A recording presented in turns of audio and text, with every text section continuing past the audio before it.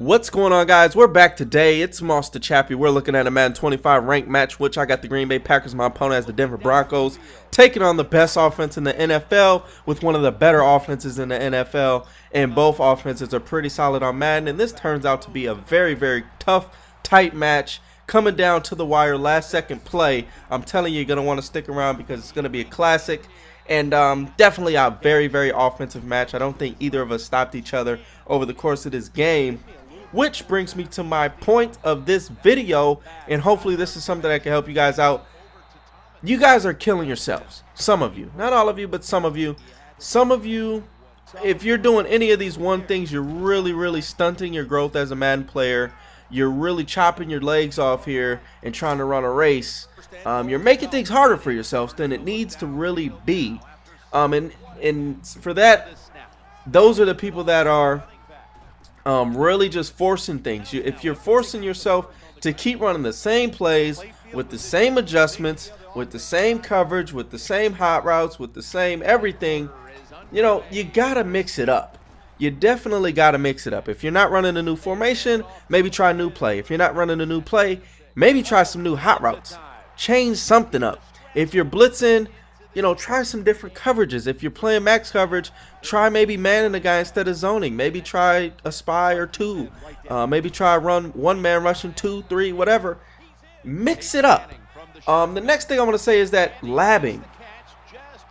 You never stop labbing as a Madden player, ever.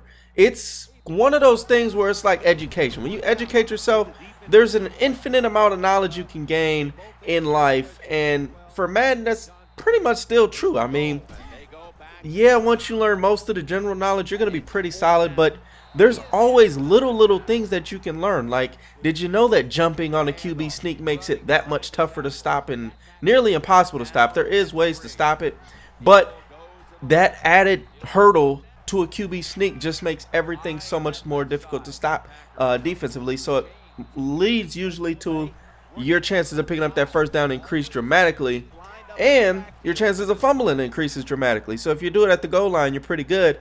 But if you're doing it at midfield on 50-yard line and it's, you know, 4th and inches and you do the hurdle, you may fumble. So those types of things, and there's all types of those types of things in the game.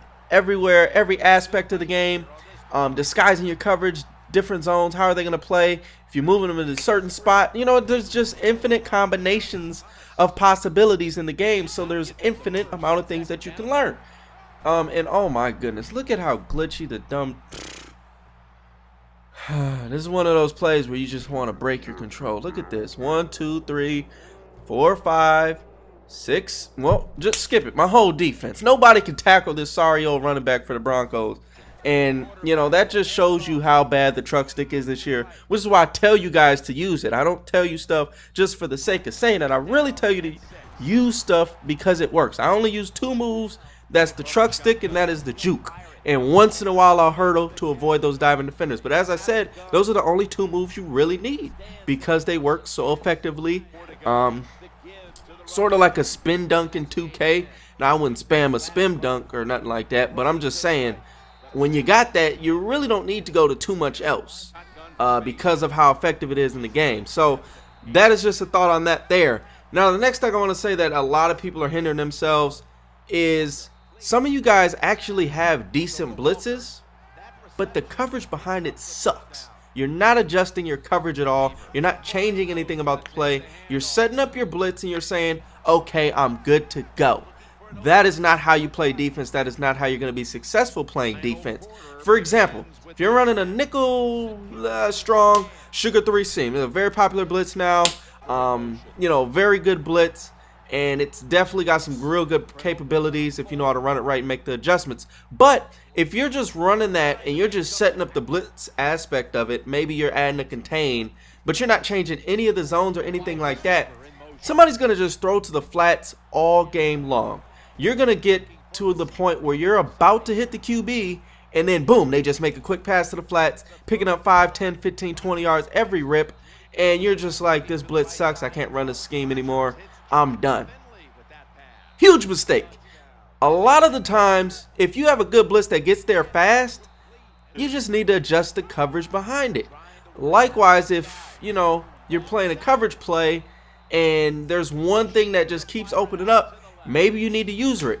And if using it is going to hinder the rest of your defense, maybe you need to put a man defender or another zone or something. Something needs to change, though. You can't just keep getting beat and keep doing the same thing and expect the results to change. I guess that's the definition of crazy, doing the same thing expecting different results. So that's what I'm saying. You guys are crazy. Stop being crazy. Be smart and do things efficiently and effectively. And that's going to definitely help you become better players. Now, next thing defensively I want to say is, who the heck are you using?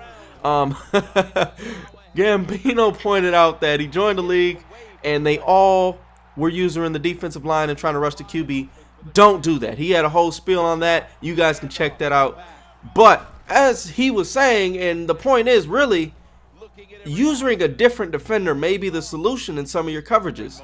Maybe if you use a safety, now you can change one of the zones to cover the shorter stuff and you can cover all the deep stuff with the safety. Or maybe you can use the corner and when they try to run that smart routed out route, you can actually jump it manually. Things like that. Like, there's a lot of different things you can do with your user sticks.